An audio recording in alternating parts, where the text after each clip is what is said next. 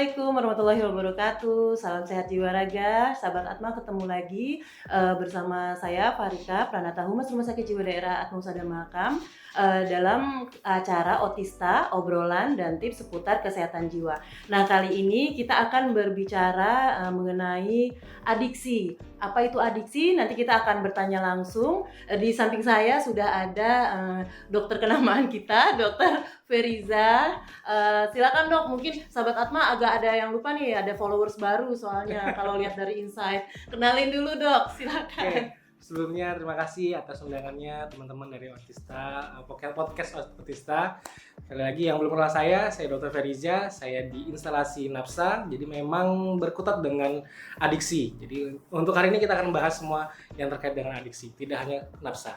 Oh iya, gitu ya. Jadi sahabat Atma, kita akan langsung aja ya, kita akan bertanya, apa sih definisi adiksi sendiri itu Dok? Adiksi, mungkin nggak tahu kalau misalnya teman-teman taunya mungkin kecanduan atau candu bahasanya. Tapi kalau kita bahas adiksi itu secara umum, secara luas sendiri, kalau seseorang memiliki kesukaan yang berlebihan. Jadi ya sesuai dengan yang kita pahami ya, segala sesuatu yang berlebihan itu kan nggak baik ya. Dan kalau dalam kita bicara kamus besar bahasa Indonesia sendiri, adiksi itu memang kecanduan atau ketergantungan yang secara fisik dan mental terhadap suatu zat ataupun suatu non-zat.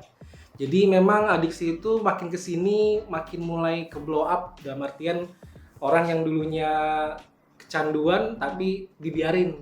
Sekarang udah ada pengobatannya. Jadi memang kalau udah mulai ada perubahan perilaku, kayak kita udah paham ya, kalau ketemu anak-anak suka main gadget misalnya, terus begitu gadgetnya diambil tantrum. Nah itu salah satu gejala contoh adiksi. Adiksi.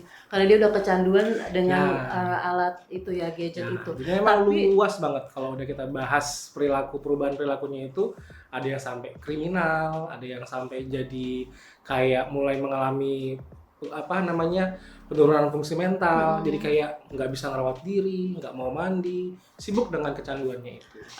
Dok, kalau misalkan adiksi sendiri itu objeknya itu bisa nggak sih bukan barang tapi misalnya sosok? Bisa. Kayak makanya kalau kita bicara ada orang-orang yang wibu ya, bahasa gaulnya anak zaman sekarang, wibu itu kayak dia menyukai sosok dua dimensi. Kalau dia menyukainya hanya sebatas ya aku suka, ya kayak aku pribadi juga suka kok nonton komik, ngebaca komik segala macam. Tapi ada hal-hal yang terlalu berlebihan.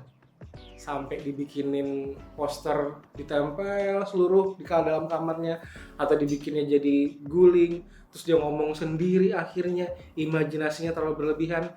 Yang begitu yang harus kita waspadai, supaya jangan terlalu kayak jatuh banget nih ke dalam sampai ayo makan, nggak mau makan, karena dia kepikiran begitu karakternya. Misalnya nih karakternya itu tiba-tiba dalam adegan film mengalami meninggal, mati, dia sedihnya bukan kepayak sampai depresi. Nah itu yang harus kita waspadai.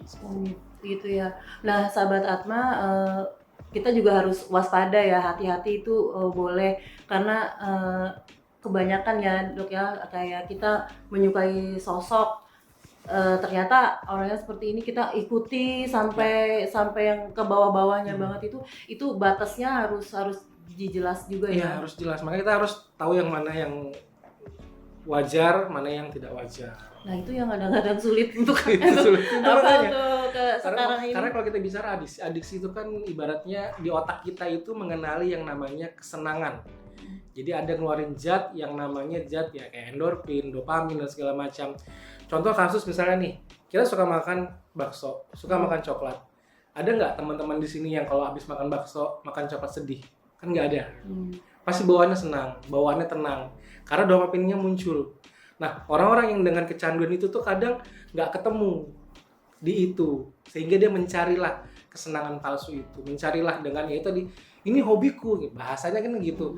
Kita juga punya hobi kok, tapi nggak sebegitunya, sampai yang ibaratnya yang berkeluarga tiba-tiba berpisah gara-gara yaitu tadi tidak adanya kecocokan, atau misalnya dia punya hobi main game misalnya di warnet, tiba-tiba nggak pulang-pulang 2 hari. Nah itu kan sudah masuk ke dalam yang parah banget nih.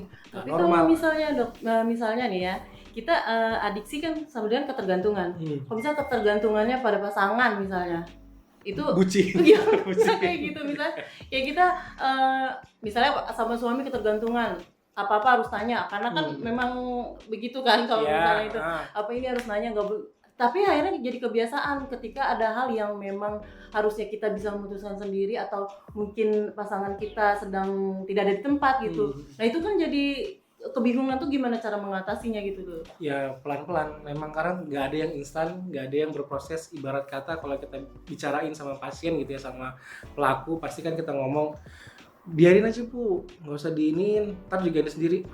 Karena pasti bakal dibalas ngomong, dokter mah enak ngomong gitu. Tapi kita yang di dalam diri ini ngerasain kan kayak berat banget nih. Karena emang adiksi itu, candu itu memang tidak seperti orang yang sakit batuk, pilek, demam, minum obat 3 hari juga demam. Kalau adiksi itu udah ibaratnya di otaknya yang mengalami gangguan dan segala macamnya, itu yang membuat kadang itu tadi tidak semudah membalikan telapak tangan. Ya itu sampai nggak bisa Ya, tidur, nggak bisa nggak bisa tidur, makan. kepikiran, terus segala macam. Jadi memang kompleks. Oke. Nah dok, kalau misalkan kita bagi-bagi lagi jenis-jenis adiksi itu apa aja dok? Adiksi itu secara garis besar ya, secara garis besar itu kita bisa bagi menjadi 2, zat dengan non zat tadi ya. Jadi kalau misalnya kita bicarakan yang zat, contoh nih yang sering kita temuin ya kayak alkohol, ganja, sabu-sabu atau semacam kayak ekstasi, itu mereka harus konsumsi dulu. Jadi kalau mereka nggak pakai, ada gejala putus zat, langsung mereka yang ibaratnya sakau, kepingin dan segala macam. Tapi juga ada yang non zat ini bisa jadi dari perilaku. Contohnya apa? Ya kayak makanan. Kalau dibilang, kok bisa sih kecanduan sama makanan? Bisa, kalau berlebihan. Kayak aku hari ini maunya cuma makan ayam goreng. Kalau nggak makan itu aku nggak mau makan ya gitu tuh. Atau yang mungkin lagi rame ya kayak pornografi, judi. Ya kan judi itu kan sekarang, kalau dulu judi kamu harus datang ke tempat judi. Sekarang judi sudah bisa dari genggaman kita sendiri. Gitu ya, judi online segala macam. Tuh ada lagi nggak yang lain? Ya tadi ada yang kayak internet, ya main TikTok scroll terus seharian nggak ngapa-ngapain. Adiksi tuh. Main video games sampai ke exercise. Ada exercise. Kayak kenapa contohnya? Ya kayak misalnya dia tuh sukanya nge-gym, workout gitu. Sampai yang ibaratnya berlebihan. Badan itu nggak dikasih waktu untuk istirahat. Atau mungkin pernah dengar berita cerita kayak orang-orang yang suka mentato tubuhnya. Tiba-tiba dari awalnya 1, 2 sampai seluruh tubuh. Atau ada yang suka orang yang operasi plastik. Awalnya coba-coba gitu kan. Tiba-tiba di semua badannya dioperasi plastik. Berarti itu maksudnya hal yang memang tidak bisa dikendalikan. Ya itu keinginan dia. Dia selalu merasa kurang, dia selalu merasa kayak kayaknya aku harus gini, kayaknya gini. Padahal menurut kita secara pribadi kayak kamu kan udah cukup cantik, apa lagi harus dioperasi? Gitu.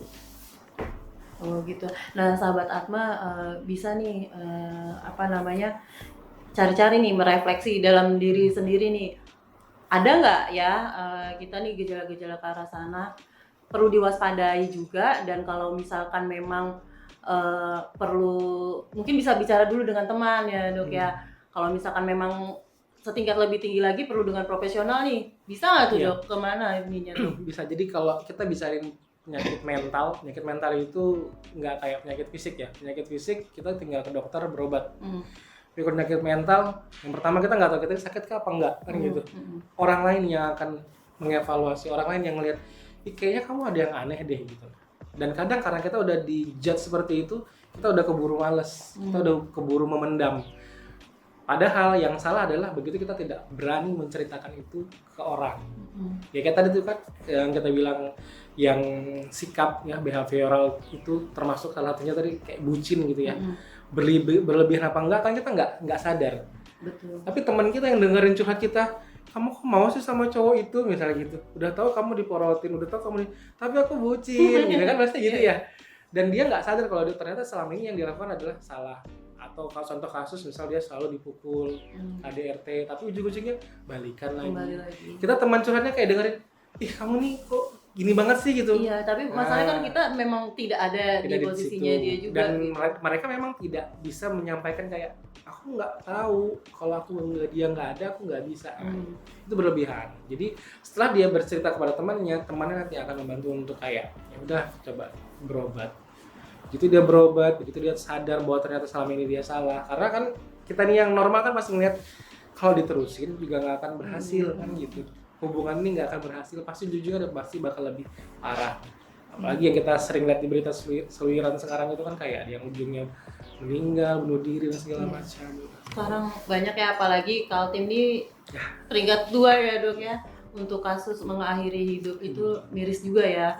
Makanya kami dari Rumah Sakit Atma Husada selalu menggaungkan, ayo jangan takut untuk datang konsultasi dengan profesional. Maksudnya udah stop lah stigma-stigma yang beredar gitu ya. Kalau rumah sakit jiwa itu bukan tempat rumah ODGJ berat aja. Kita punya kesehatan jiwa kita itu kan masalah tidur aja udah jadi kesehatan mental kita terganggu ya dok ya, gadget atau segala macam. Jadi seperti itu sahabat Atma. Jadi tadi yang dokter Feriza sampaikan itu adalah tanda-tanda adiksi ya dok ya. Nah selain itu tadi ada lagi kah dok tanda-tanda yang bisa terlihat gitu? Paling gampang memang kalau kita ngelihat tanda-tanda orang adiksi itu minimal ya tadi dia tidak bisa mengontrol penggunaan atau mengontrol rasa ingin menggunakannya. Jadi kalau misalnya dia main handphone atau dia menggunakan sabu, itu kayak ada sugestinya. Cuacanya hujan, cuacanya mendukung, langsung kayaknya enak nih. Ya sama lah kayak kita lihat cuaca hujan, cuacanya mendukung. Kayaknya enak nih makan bakso. Indomie bakso kayak hangat-hangat. Nah, terus yang makin lanjut itu kayak muncul masalah dalam kehidupan sosial atau pekerjaannya.